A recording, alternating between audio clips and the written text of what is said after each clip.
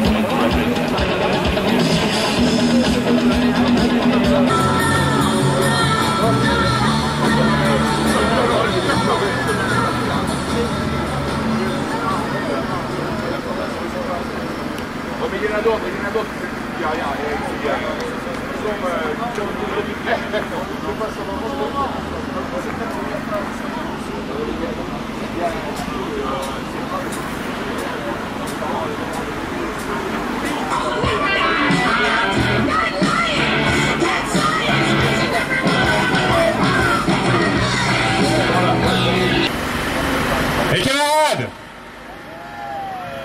matinée réussie. Super. N'oubliez pas, ce soir, tout le monde accule à 17 h, avenue Victor Hugo. Mais avant, je vais m'adresser aux politiques qui sont juste derrière nous, là.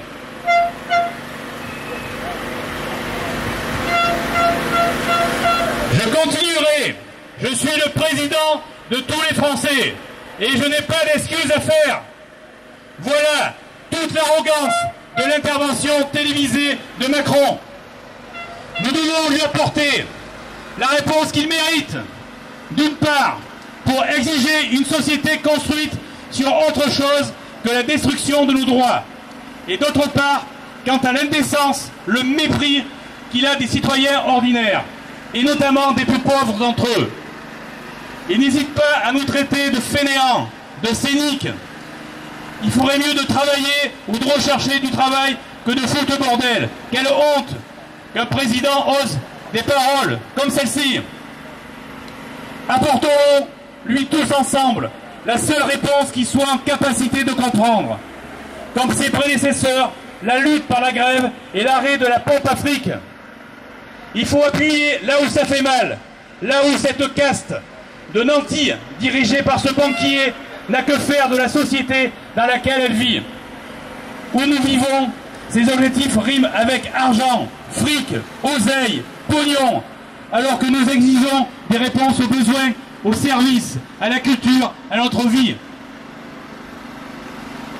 Attention à ne pas baisser les bras dans la lutte contre les ordonnances et ce qui va arriver.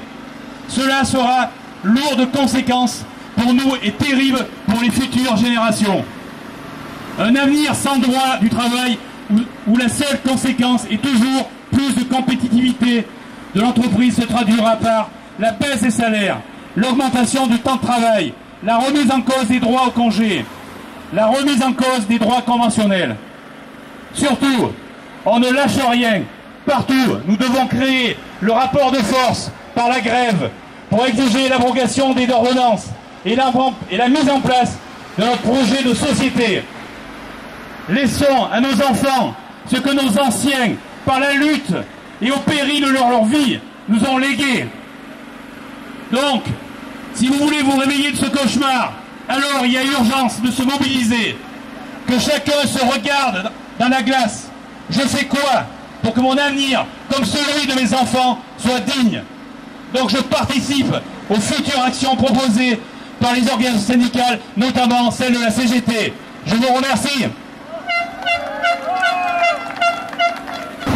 Macron, nous refusons tes ordonnances et tes méthodes antidémocratiques. Faire du fric sur les plus basses classes et favoriser les ultra-riches en supprimant l'ISF. Ton projet pour les patrons au détriment des salariés. De dire que les salariés... casser le code du travail pour exercer le plein pouvoir d'exclure et de virer les salariés pour aucun motif. Nous salir et nous mépriser en nous traitant de fainéants. De dire que les salariés foutent le bordel alors qu'ils défendent leur gagne-pain. Le bordel, tu vas l'avoir, c'est toi qui l'as mis. Et les retraités qui vivent avec des petites retraites, ajouter une CSG, les privés d'emploi, qui souhaitent qu'une chose, travailler. Les étudiants à qui on réduit de 5 € une APL. La justice dans tout ça, où est-elle? Avoir été élu président, oui, contre une candidate du Front National avec des mesures dictatrices. Aucun débat sur le contenu de ces ordonnances. Voilà le monde que tu construis, l'exclusion de tous. Nous allons durcir nos actions et passer en force. Nous n'acceptons pas d'être tes bidochons, Macron. Et nous demandons ta démission.